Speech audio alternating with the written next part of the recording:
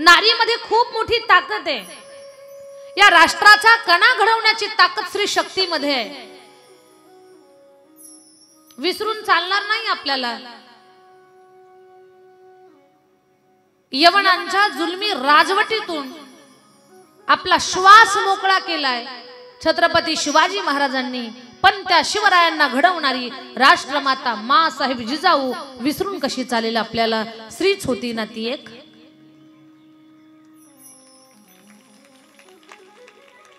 मेरी झाशी नाही दूंगी, मी माझी झाशी देणार नाही इंग्रजांना. गोऱ्या लोकांच्या सोबत रणभूमीवरती एकच लढणारी रणरागिणी, लेकराला पाठीशी बांधून रणभूमीवरती हातात तलवार घेऊन जी लढत होती ती झाशीची राणी स्त्रीच होती एक. कसं विसरून चालेल. ही स्त्री शक्ती आहे. हातामध्ये शिवलिंग घेऊन भक्तिभाव जपत, शक्ती युक्तीचा प्रयोग करत, देवदेवतांच्या मंदिराचा जीर्णोद्धार करत प्रजेला लेकरासारखं ज्यांनी सांभाळलं त्या अहिल्या देवीबाई होळकर कशा विसरून चालतील आपल्याला. त्या स्त्रीच आहेत. ते पहिल्या महिला डॉक्टर आनंदीबाई जोशी, अंतराळाची सर करणारी, कल्पनेत ही येणार नाही अशी कल्पना चावला. या स्त्रियाच आहेत ना. मग स्त्रीला दुर्बल का समजावं. आपण कमी कुठे आहोत. या जगाला जर एखादी दिव्य भेट जर कोण देत असेल, एखाद्या बुद्धिवंताची, विवेकानंदासारखी भेट वस्तू या भारताच्या मातीला प्राप्त झाली माता भुवनेश्वरीमुळे. जीवन जगण्याचं शास्त्र ज्या रामानं घालून दिलं, राम म्हणजे एक आदर्श आहे, तो आदर्श जगाला भेट दिला कुणी. माई कौसल्यानं. लहान लेकराच्या नटखट खोड्यामध्ये मायबाप रमून जातात. ते कौतुक आहे. या श्रीकृष्णाच्या लीलेतून जगाला कळालं. काला श्रीकृष्णाच्या चरित्रातून संप्रदायाला प्राप्त झाला. पण त्या गोपाल कृष्णाला जन्म देणारी देवकी माई यशोदा यांना विसरून कसं चालेल आपल्याला. स्त्रीमध्ये प्रचंड सामर्थ्य आहे, प्रचंड ताकद आहे. अहिल्या देवींच्या चरित्रातला एक भाग सांगते मी तुम्हाला, कान देऊन ऐका सगळ्यांनी. अहिल्या देवीबाई होळकरांच्या जीवनातला सारखा संघर्ष कोणाच्याच वाट्याला नाही. कुठेतरी आपण प्रेरणा घ्यावी. एखादी गोष्ट प्रपंचिक जीवन जगत असताना आपल्या मनाच्या विरुद्ध जर घडली तर आपण दुर्बल व्हायचं नाही, खचून जायचं नाही, आता जग संपलंय असं मनात आणायचं नाही. लहान असणाऱ्या अहिल्या देवी, चौंडी गाव त्यांचं, गावच्या शिवमंदिराच्या दारामध्ये असलेल्या गोरगरिबांना अन्नदान करत होत्या. आणि त्या लेकराच्या अंतःकरणातला दयाभाव पाहिला. लेकरू किती गुणाचं आहे हे तोंडानं सांगण्याची गरजच नाही, त्याच्या लक्षणावरनं कळतंय. माणूस किती गुणाचा आहे किंवा भविष्यात हा म्हणजे लहान लेकरू भविष्यात कसं मोठं होणार, काय करणार, त्याच्या बालपणाच्या जगण्या वागण्यातून लक्षात येतं. आपण म्हणत नाही का बाळाचे पाय पाळण्यात. भविष्यात ही लेकरू काय करणार आहे त्याच्या लहानपणीच्या क्रियावरनं लक्षात येते.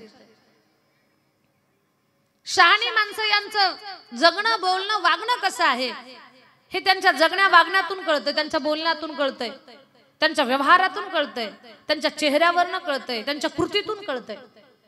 अहिल्या देवी मंदिराच्या समोर गोरगरिबांना अन्नदान करत होत्या.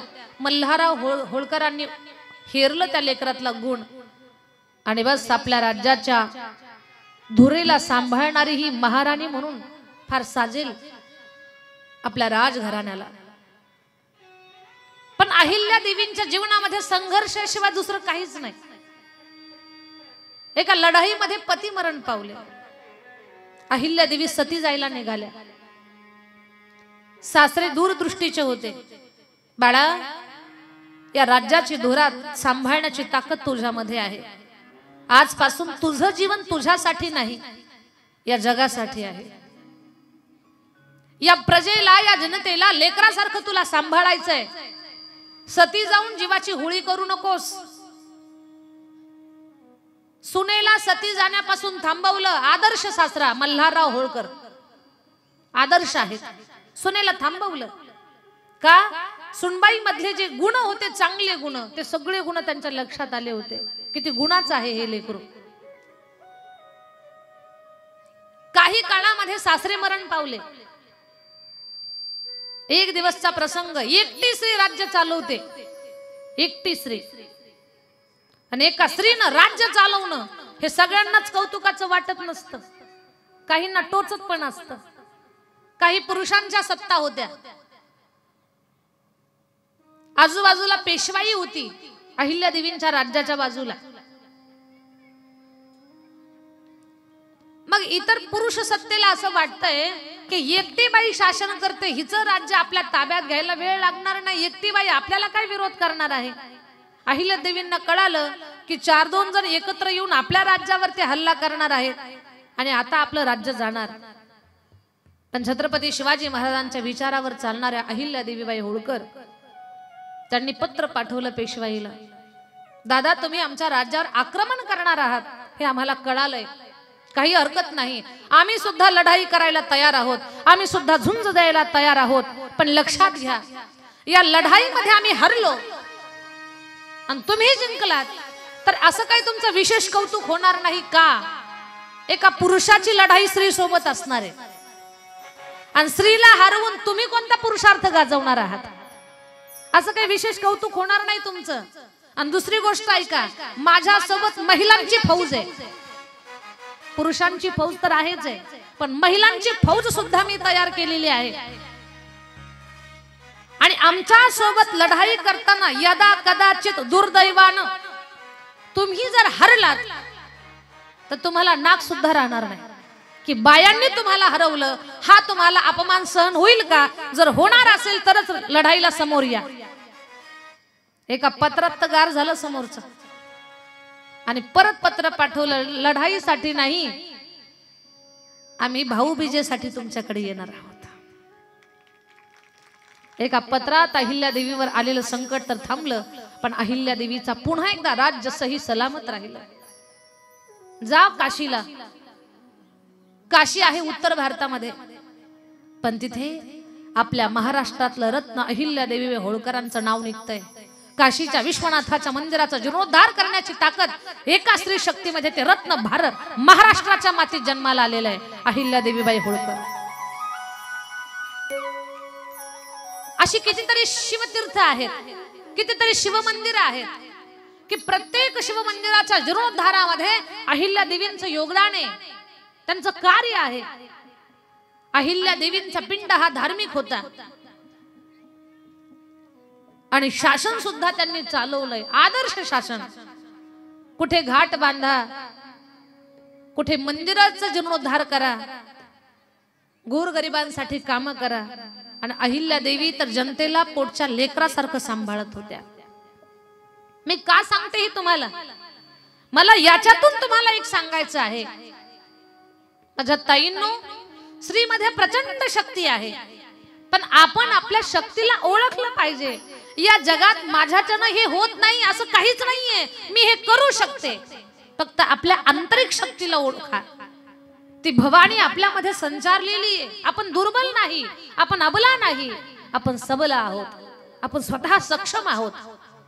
ज्याचं मनोबल मजबूत आहे ना, त्या माणसाला या जगात काहीच कठीण नाही. शिक्षणाची गंगा स्त्रीसाठी ज्यांनी खुली केली, अशा सावित्रीबाई फुले विसरून कसं चालेल आपल्याला? लोकांची दगड आणि शेण अंगावरती घेतलं, पण मुलींनी सुशिक्षित व्हावं, मुलींनी शिक्षण घ्यावं. आज आम्ही इथे कथा करायला बसलो, आम्हाला जर ग्रंथच वाचता आला नसता तर आम्ही काय कथा सांगितली असते तुम्हाला? पण हे जे आपल्यावरती प्रचंड उपकार आहेत ना, सावित्रीबाई फुलेंचे आहेत. स्त्रीच होत्या ना त्या. एक आंतरिक शक्तीला आपण ओळखावं, जाणून घ्यावं आणि एवढं विचारानं स्त्रीनं मजबूत व्हावं, एवढं विचारानं सक्षम व्हावं की यदा कदाचित घरातील इतर मंडळी भलेही विचारानं कर्तृत्वानं कमजोर असतील, आपण त्यांना पाठबळ द्यावं आणि आपलं घर झोपड्यात असू द्या, स्वर्गापेक्षा सुंदर बनवू आपण. पण त्याच्यासाठी स्त्रीनं स्वतःला ओळखणं आणि आपली योग्यता त्या ठिकाणी तयार करणं फार गरजेचं आहे. म्हणून सर्व महिला माता वर्गांना माझं निवेदन आहे, हे देवी भागवत आपल्यासाठीच आलेलं आहे. छोट्याशा कारणावरून जर घरामध्ये वाद असेल तर समजदारीनं घ्या, तुमच्यातली आंतरिक शक्ती जागी करा, घरातलं वातावरण शांत बनवा. घरातली करती माणसं कामानं उद्योगानं त्रस्त होत असतील तर थकवा कुठं चहानं नाही, विचारानं कमी होत असतं. त्यांना विचाराचं बळ द्या. एखाद्या गोष्टीचा निर्णय घेता येत नसेल, मी चुकल का बरोबर असेल, त्यावेळेला हिम्मत द्या, आम्ही तुमच्या सोबत आहोत, जरी चुकलात तरी सोबत राहू आणि यश मिळालं तर तुमच्या आनंदात सहभागी होऊ. हे बोलायचं शिका. मालकाला निर्णय घेता येत नाही आणि तुम्ही मध्येच पंक्चर करायचं नाही, मग ते तसं झालं नाही तर हे असं डोक्यात आणायचं नाही, असं बोलायचंच नाही. घरातलं सगळं वातावरण सकारात्मक ठेवण्याची ताकद स्त्रीमध्ये आहे आणि ज्या घरामध्ये सकारात्मक वातावरण आहे त्या घराची प्रगतीच होते, त्याची कधी अधोगती होत नाही. घराची प्रगती ही घरातल्या लोकांच्या बोलण्यावर आणि विचारावर ते अवलंबून असते की या घरातली लोक विचार कसा करतात. हे झालं नाही तर अशी म्हणणारी जी माणसं असतात ना, ती मागे राहतात बॅकफूट वरती. हे होणारच आहे, अरे होईल नाही तर नाही होईल, पण जो विश्वास असतो ना, एक सकारात्मक विश्वास, एक सकारात्मक ऊर्जा, ते देण्याचं काम स्त्रीनं करावं. कशी लेकराची शाळेत प्रगती होत नाही, मालकाचा कसा बोनस वाढत नाही, कशी पदवी वाढत नाही, त्यांची कशी पोस्ट वाढत नाही, पहा ना तुम्ही. सगळं होईल, फक्त आपले विचार चांगले ठेवा आणि या चांगल्या विचाराचं दान देण्याकरताच हे देवी भागवत महापुराण आपल्याकडे आलेलं आहे.